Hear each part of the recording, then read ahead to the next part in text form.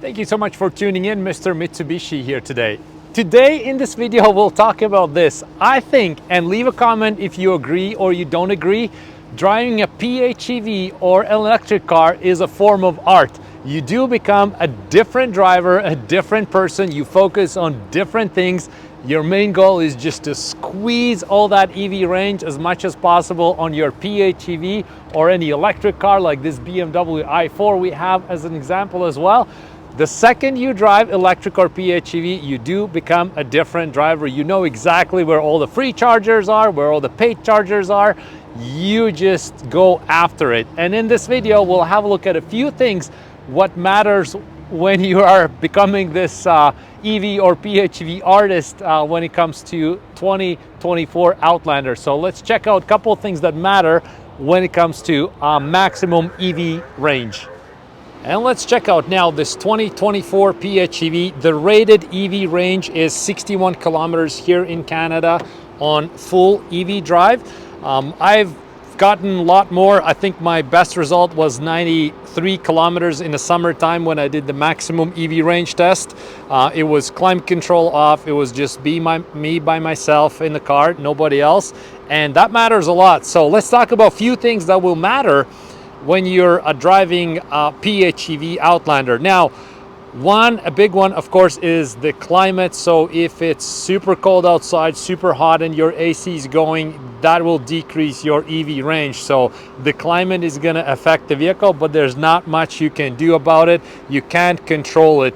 It just is what it is. The second thing that will control your EV range is how many people you have in a car. This one here is a 7-seater, so technically you can have 7 people sitting in a car.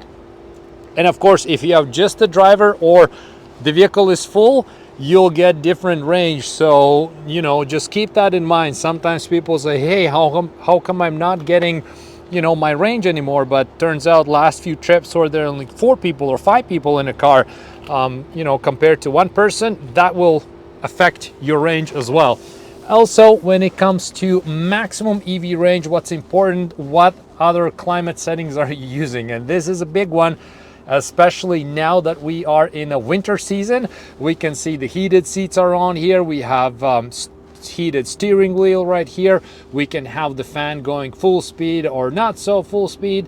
We can have the front defrost going and the temperature as well, right? So we can have all these things that are contributing to your EV range, and this is where it becomes an art form almost. You gotta figure it out what works for you. You compare each charge, each distance, each drive, just to find out like what settings for you personally work the best, and you can achieve the best results that you can with your range. Also, this one right here, the innovative pedal. So we have this button right here that will act like a brake and gas all in one pedal. And some people get very, very efficient with this. And this also helps to extend the EV range. And of course, let's not forget about this terrain selector. So you'll get a different range if you get on Eco versus normal versus your Boost.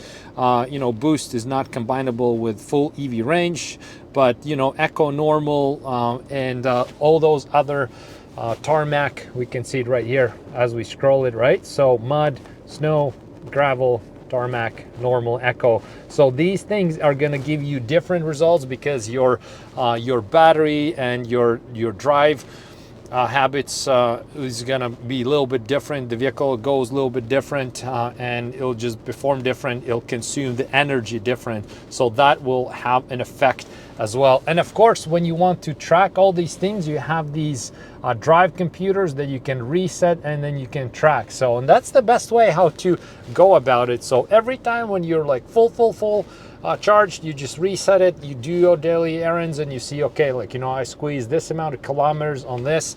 Then you use maybe a little bit more climate or heated seats. You see how it decreases, and that just sort of helps you to understand your vehicle better. So all these things matter. The climate control outside, what do you do inside with your climate settings? Do you use heated seats, heated steering wheel, how fast the fan goes, do you defrost or not, what's the temperature inside, what kind of drive selector you have, do you do the one pedal drive or not. All these things matter, and this is where it becomes very, very interesting to drive this particular PHEV. You do become a sort of artist, and leave a comment if you agree or not. For me personally, I can say with certainty, the second I started to drive electrics and plug-in hybrids, I did become a little bit different person in that regard. I start to squeeze more kilometers out of my range. I pay attention to, you know, your energy consumption and stuff like that. And that happens on PHEVs as well as fully electric. With fully electric, it's a little bit different. It's just 100% battery, like this BMW i4 we have. You have just the battery, and that's it. And then you can decide sort of like, you know, hey, like I got this amount of kilometers or that amount of kilometers. But with PHEV, you also have the gas in it, so it just becomes a little bit more trickier, because now you not only have the battery, you also have the gas consumption, and you got to combine all these things together. So thank you so much for checking out this video. Leave a comment on your thoughts on EV and PHEV drive being an art form. And thank you so much for checking out this video. See you next time around.